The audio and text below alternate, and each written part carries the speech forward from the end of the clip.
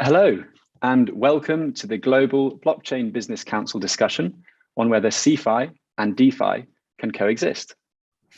My name is Joseph Hall, and I'm a reporter for Cointelegraph, the oldest and biggest publication on cryptocurrency and blockchain. Thank you for joining us today. With me are 5 esteemed panelists. Before we dive into the questions, I'd love it if they could introduce themselves. So we'll start from left to right. As the flyer dictates. Nicolas. Hello, good afternoon, everybody. My name is Nicolas Bertrand, and I used to be working for Borsa Italiana, the Italian stock exchange, and part of the London Stock Exchange, and then the Euronext Group. Very good. Mary Beth? Hey, good afternoon, everyone. Mary Beth Buchanan, the president of Merkle Science Americas and the global chief legal officer.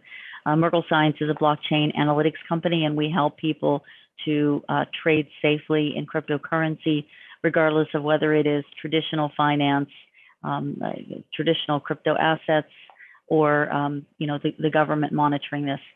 Before I joined Merkle, I was the general counsel at Kraken, the chief legal officer at Bitstamp, and also a partner with an international law firm.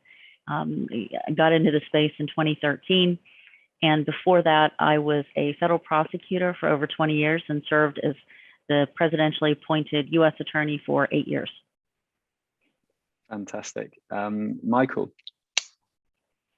Hi, everybody. Michael Moro. I'm the CEO of Genesis. We are an institutional firm offering prime services, trading, borrowing, lending, and custody to institutional clients all over the world. Happy to be here. Fantastic. Daniel? Hi, my name is Daniel Peled. I'm one of the co-founders of Orbs. At Orbs, we're developing a permissionless public blockchain for large companies and enterprises. Today, our focus is mostly in DeFi and NFTs. And I'm also one of the co-founders of Hexa, which is one of the largest hedge funds in Israel and investing in crypto across the industry. Very good. And finally, Ambre. Hello, my name is Ambre Soubiran. I'm the CEO of Kaiko. I also come from the world of traditional finance, having spent about a decade in equity capital markets. And today I'm the CEO of Kaiko, and Kaiko is the reference market data provider for digital finance. We serve institutional demand from financial institutions and crypto native enterprises for reference market data across all CeFi and DeFi trading venues. Fantastic. We have a really interesting spread of CeFi and DeFi voices. But before we start with the topic of discussion, I think it's really important to frame this question: can DeFi and CeFi coexist? Because of course the answer in 2022 is a resounding yes, they do coexist. So let's suppose the year is 2050, way in the future, when even in the year 2050, I will still be 21 years younger than President Joe Biden. And funnily enough, Vitalik Buterin, the Ethereum co-founder, he will be 23 years younger than the American president. But in this future, will we be in a centralized finance or a decentralized finance world? That is to say, will CeFi and DeFi coexist? So the first question, and I'd like to pose this to Ambre, is the promise of enhanced financial services for DeFi and crypto centered on a departure from reliance on traditional financial incumbents? So I guess there's multiple answers to that question. I'd go with the fact that for me, yes, the future of finance is decentralized. However, it doesn't mean kind of that all the incumbents are going to remove all the legacy institutions. It also means that there is an opportunity for the existing financial institutions to leverage blockchain as an underlying infrastructure in order to provide the same services that they're providing today. And what we've seen with DeFi, which I find astonishing, is that it's basically proving that blockchain as a technology works to enable financial services. And that is huge, right? When we see DEXs, when we see lending and borrowing platforms, that is traditional financial services that have been provided for decades, but it's just a new way of operating those financial services. So, yes, I do believe that the future of finance is decentralized, but I don't think it's necessarily the end of existing institutions. I think they should treat DeFi as an opportunity. Sure. No, absolutely. I mean, Michael, what do you think? I mean, presumably you're talking to institutions on a regular basis and getting the lay of the land there. Yeah, so today, clearly, I think there is a divide, kind of CeFi versus DeFi. My guess is way earlier than 50 years from now, it'll just be finance, right? Like you get the blend of DeFi and CeFi into something where DeFi starts moving closer to the CeFi world and CeFi edges closer to the DeFi world. And it just is kind of the de facto finance, right? At the end of the day. And some of that is because from the DeFi perspective, regulation will creep in. And I know we'll kind of touch on that throughout the course of the panel, that almost forces you to conform to the CeFi way of doing things. And then from a CeFi perspective, the DeFi ways are just way more efficient and better.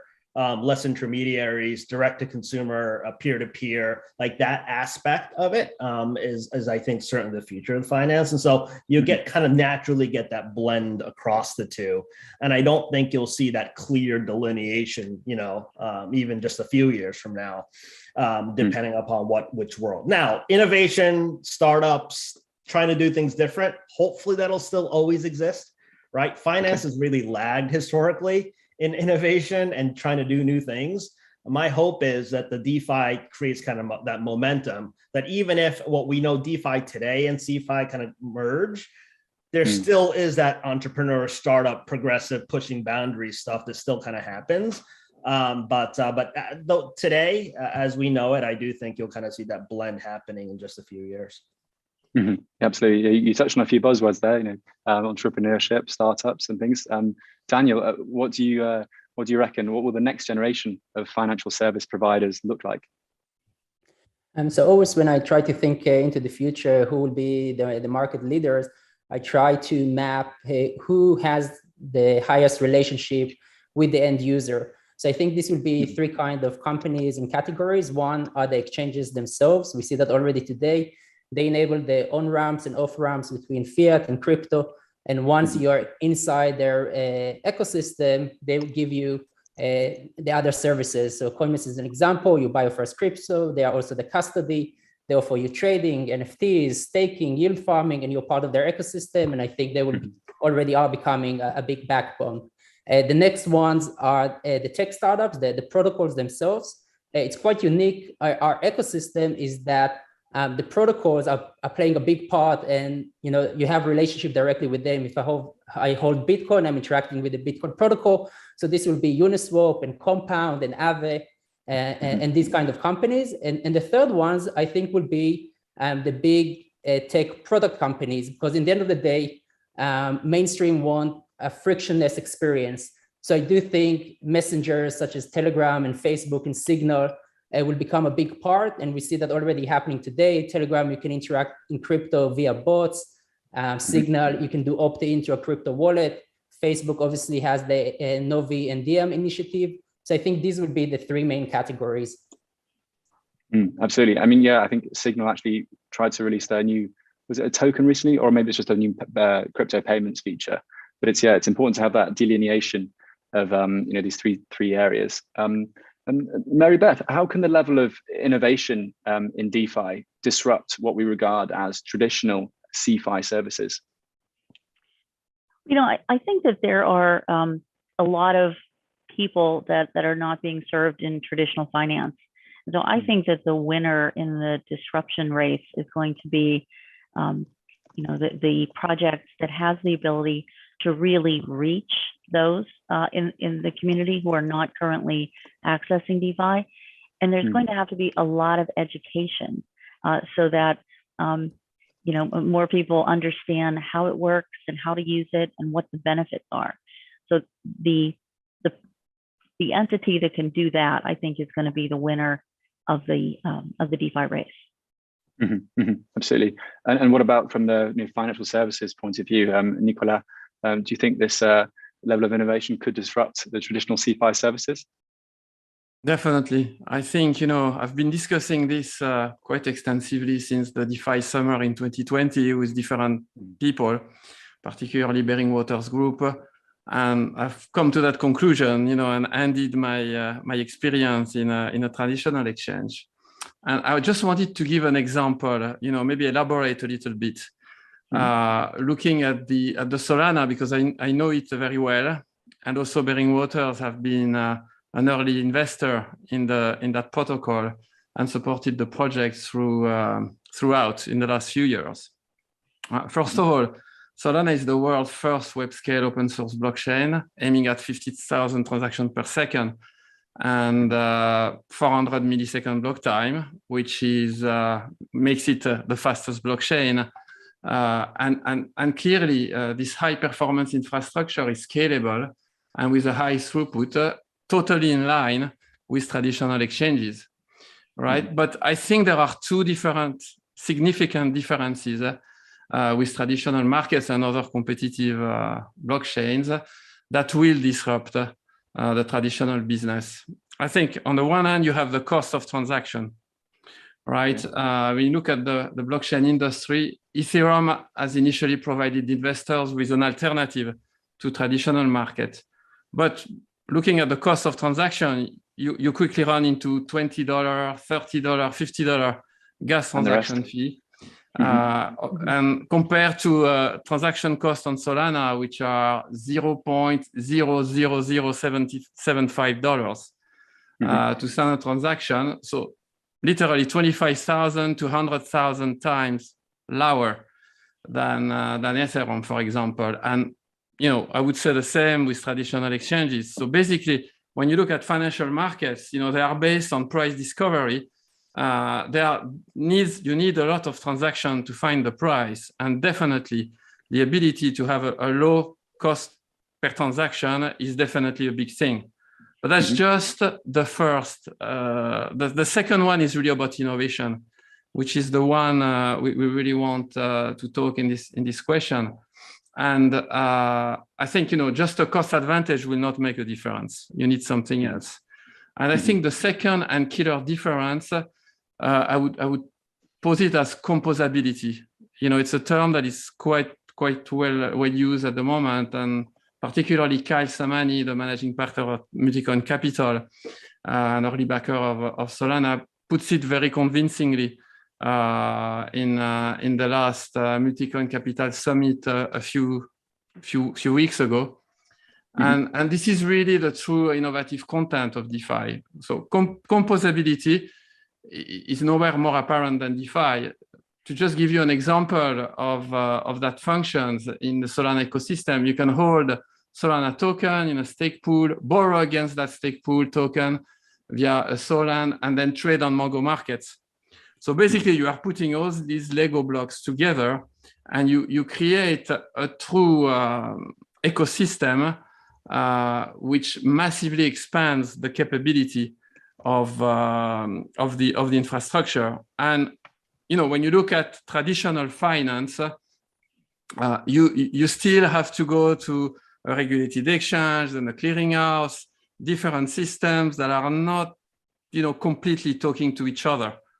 So looking at the state of this environment at the moment, you've got 5,000 dApps in active development spread across DeFi, lending protocols, NFT, marketplace, Web3, futures and option, asset management, and you put all of this together with the same native language. And I think this is really the disruptive impact, and we'll experience it in the next years.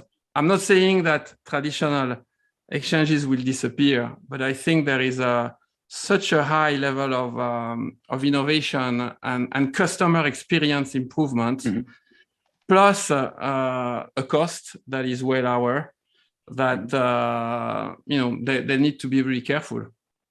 Absolutely. You touched on a point there about customer experience I'd like to bring up in a second. But just for balance, I do want to say that, of course, Solana is a VC favorite.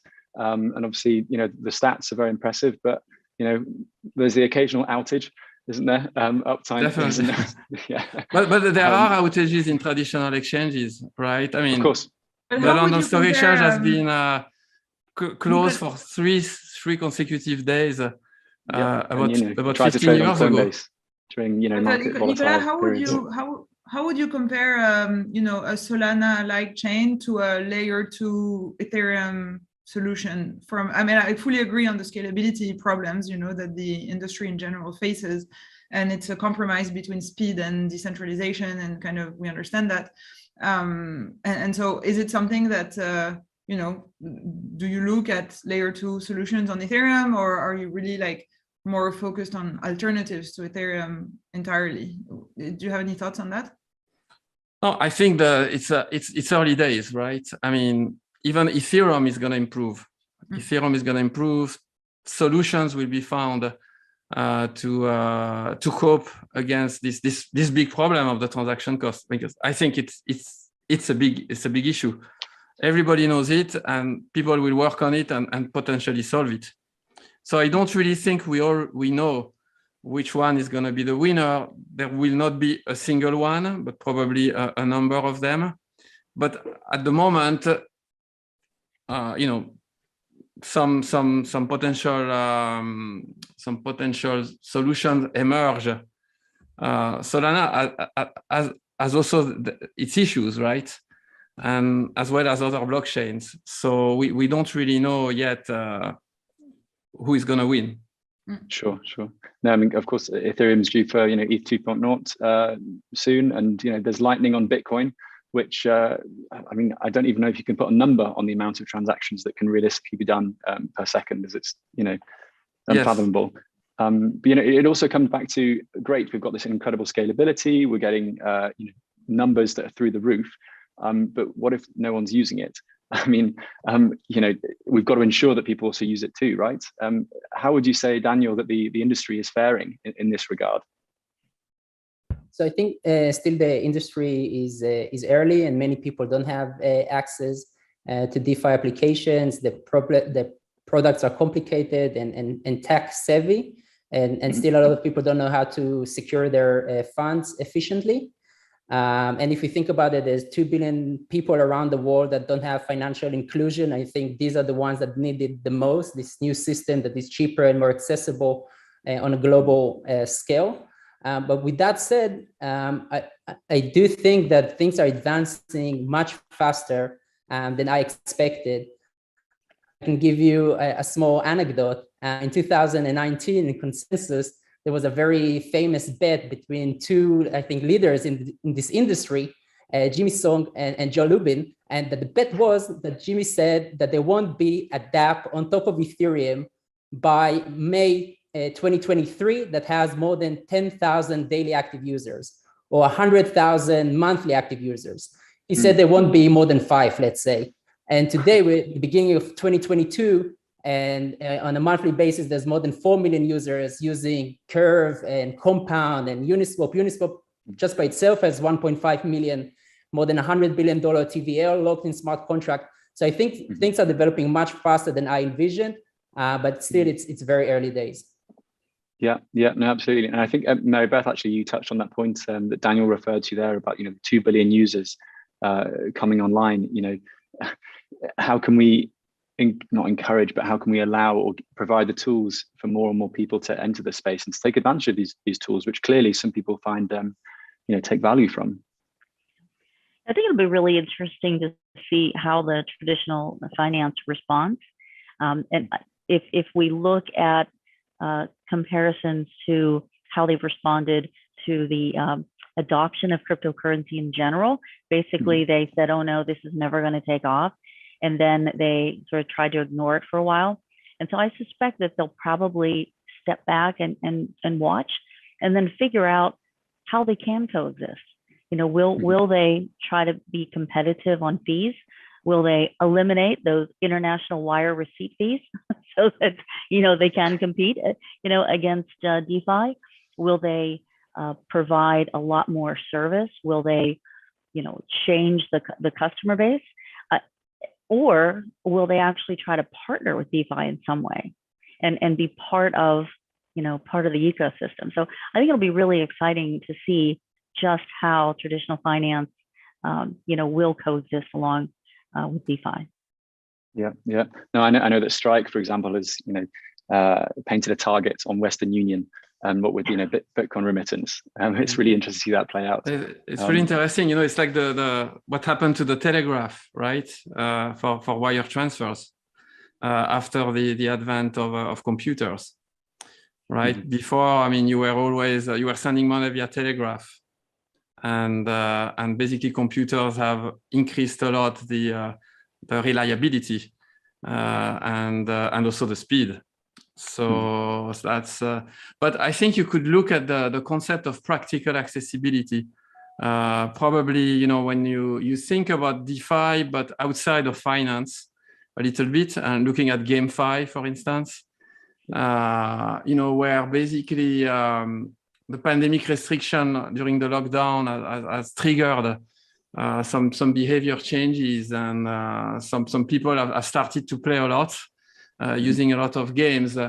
And I think, first of all, people have come across an initial hardship to, understand and be able to go and use those blockchain protocols. But then, and then they embraced it. And specifically, I think initially, the users were not initially seeking active involvement in the blockchain projects. They just navigated towards it because of economic rewards. And this a bit makes us reflect today to which extent the future of DeFi relies on the gaming components. This emerging model of gaming, I think some people name it play to earn, in which players can make actual money based on how much time they spend, if they win or not, which also is applied to finance to a certain extent, because the market makers are getting rewards. And it's basically, the system, instead of having everything, all of the components of the transaction being eaten by an exchange, it's redistributed. And it's therefore, from a social standpoint, it's probably more acceptable. And that's really important, especially all these built-in economies, which are going to be similar to real-world economy, but will exist in the metaverse. And I think I can see, and a number of people can see, some of the DeFi projects auto-defining their classification as MetaFi projects. So when you are being transposed into this other world, where whether you like it or not, things will happen. Interesting. Michael, are there any key trends that you've picked out that perhaps differentiates users of DeFi platforms versus CeFi, or MetaFi, play to earn versus CeFi? I feel like I think Daniel actually answered the question earlier regarding the types of people that have been active just in crypto generally. And certainly DeFi versus CeFi, there's obviously a huge divide between retail and institutional, for one, right? And as far as kind of the amount of retail traction that DeFi has gotten versus the inability or the lack of comfort still with a lot of the traditional institutions to kind of directly engage with DeFi protocols. And within kind of the retail bucket, I do think that kind of folks in the West are certainly the most engaged as it relates to various DeFi protocols. And to Daniel's point from earlier, the UI UX is not great. You have to be fairly tech savvy to be able to engage directly with DeFi today. That will change. But certainly, I think it just generally needs to become a lot easier and more intuitive for more folks, I think, to start to kind of get engaged into DeFi directly. But as everyone says, this is still early. We're still experimenting, and I have all the confidence in the world that I think all of that stuff will certainly kind of get better. Great. I think I hope that's why we're all here. I mean, how can we, it seems like not a month or a week goes by without hearing about a DeFi scam or a DAO that's hacked, or, someone's unfortunately scammed out of, sharing their private keys on the internet. How can we mitigate some of the risks associated with crypto and DeFi? I know, for example, Ambre, Kaiko is very much into analytics and, making the space more transparent. Yeah, absolutely. I mean, so on the hacking part, I think that comes with the risk of being responsible. Decentralization means nobody's in charge, means you're in charge. And so obviously, how do you prevent hacks, and how do you prevent people getting hijacked into giving their keys, etc. That is education, and that is part of the onboarding process, and part of the user experience getting better and people getting more aware over time. So, I think that the straight answer to that is education and time, and onboarding more people and letting them know of the risks. Obviously, a lot of people, and I mean, I count myself and those people in many regards, are lazy and would rather somebody else be responsible. That's why, we like to have the easy ability to reset our password rather than take the risk of holding 24 words. And if we lose them, it's the end of the world in terms of ownership. So I guess, the education. In terms of what we do, it more applies to institutions and how kind of really bridging CeFi and DeFi from an enterprise and institutional standpoint. And it's really about data. I mean, price discovery is something that is actually relatively hard to do properly. There are billions of transactions all over the world across centralized, decentralized exchanges. So the ability to have access to data is not so straightforward. And especially once you're a regulated professional investor, the quality of the data and the reliability of your data becomes key. And that is the space in which we're at, which I think is a bit different than the first part, which is more about, retail usage and adoption and user experience, both being incredibly important. And it's, about transparency and education. Yeah, absolutely. I've actually just seen a question come through the chat here, which is sort of related to this idea of, as we progress, will there be regulation? And I think it might be best suited to direct it towards Mary Beth at Merkle.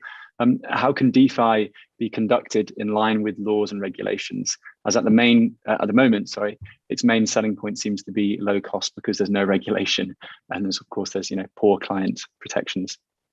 Yeah, I think that we would all be naive to think that the government is going to stand down and not put any type of protective measures in place. After all, so much regulation sits with financial institutions today, and that's so that we can prevent money laundering, terrorist financing, all of these, really significant crimes. And so the government, I don't think, will allow this to exist without doing something.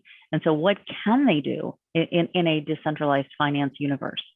I think that one of the things is to provide some way to have KYC of the borrowers and lenders, whether that's part of the smart contract, whether there's an ability to audit the pool of funds to know that there are funds available, for borrowing, to, possibly even audit the smart contracts to know what the terms are, to make sure that there is some type of consumer protection. So I think that, the government is struggling right now with, what do we do about a stable coin?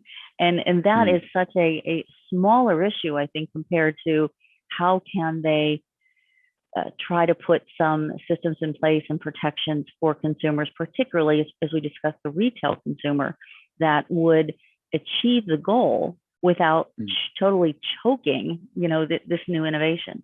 So I think that the things that they care about is knowing who it is, who is accessing, these networks, where are they getting their funds? Where are they? Do the funds actually exist? And are the terms fair? So audit, transparency, education. Those are definitely going to be, key focus points for the government.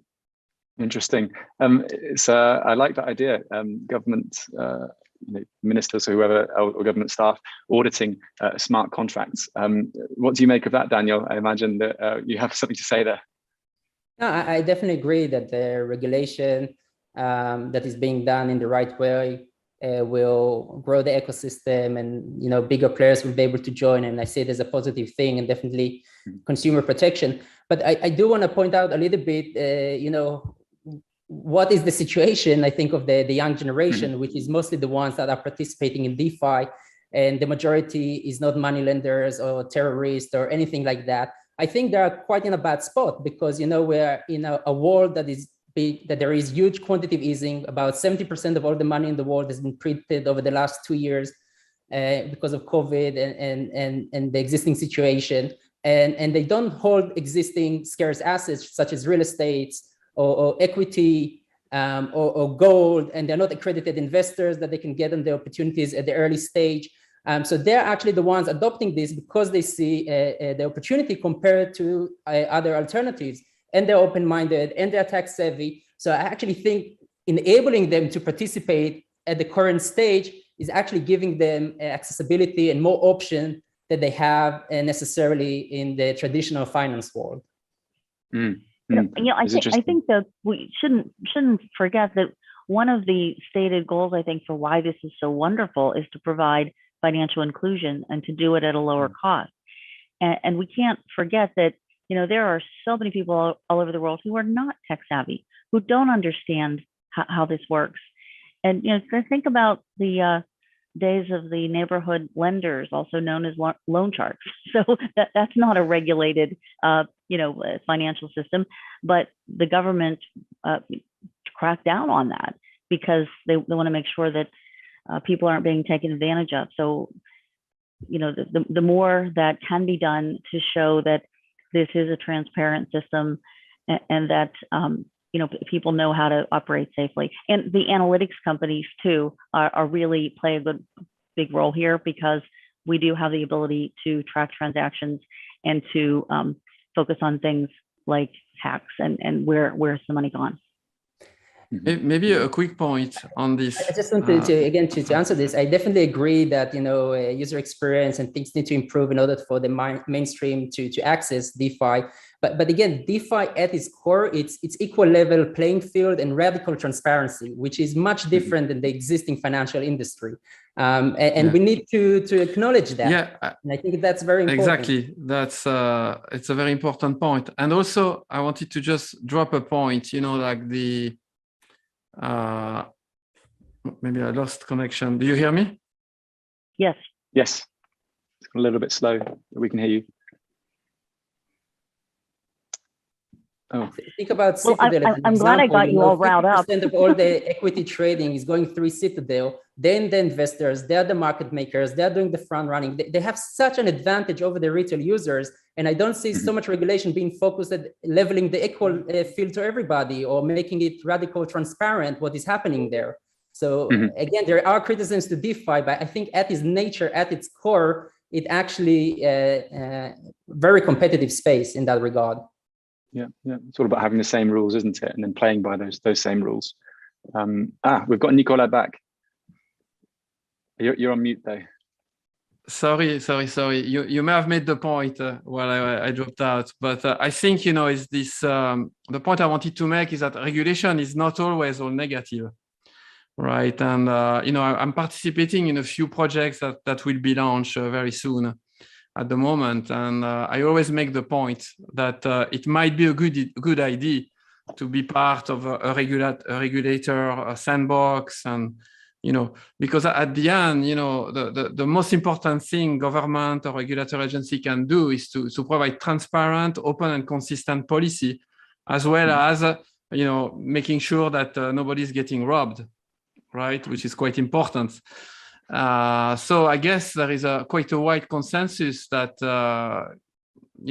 some of the activity will be regulated, and the stakeholder of the digital asset community do see it positively, obviously, if it does not destroy the innovative content of those projects. So I think regulators will need to also do some thinking into the way they interact with those projects, the people who work for them, are they knowledgeable about this industry, do they know how to code, etc., etc. And I would make the same comment of centralized regulated exchange. If they want ever to play a role in that space, they will need to take people who understand how it works.